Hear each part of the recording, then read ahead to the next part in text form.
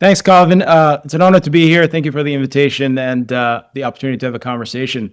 Like you said, I come from finance, and in about 2014 or so, I made a decision to leave and moonlight as a rideshare driver for Uber and Lyft in Chicago and research poverty. And over 8 years, I interviewed over 30,000 people and put together a book on the three pillars of what a family needs or person, a family, or community need to get themselves out of poverty, whether they were born in it or they found themselves in it through circumstances of life. So thank you so much.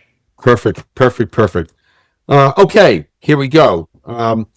You made what made you actually leave traditional banking to study poverty from the ground level? What were the forces that made you Sure. do that?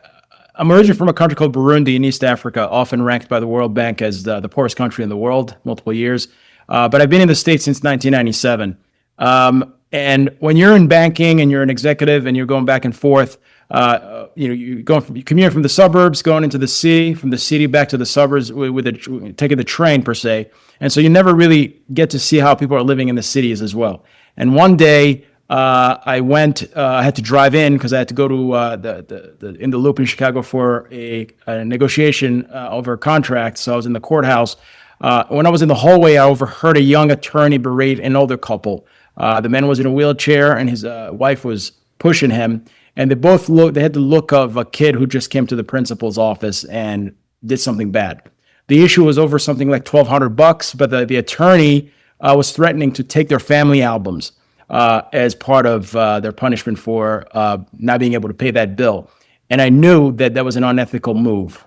And so I broke my negotiation, went towards them. I berated the attorney, told him that was unethical.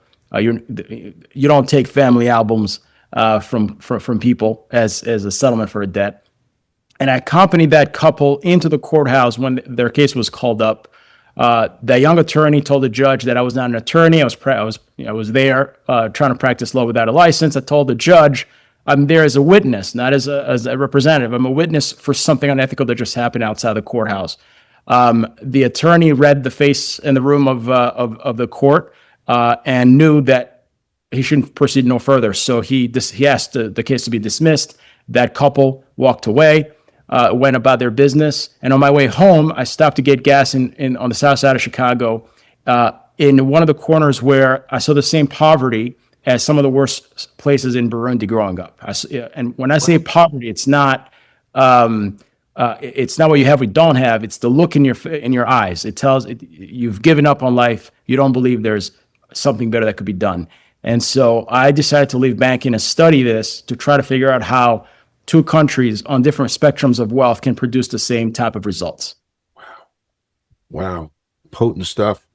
What do you call poverty? Something that's manufactured rather than accidental? Correct. When you're in banking, and my background in finances, you got to understand operations and how an input results into an output. And so poverty is a result of a process that people go through. Sometimes by design, by the system, but sometimes by the folks who are going through the system not understanding the rules and structures of the game they're playing. And so I usually tell folks that it's like you're trying to play basketball on a soccer field during a soccer game, and everybody's laughing at you because you're not playing by the rules and you don't understand the structure of the rules of the game that is supposed to be played.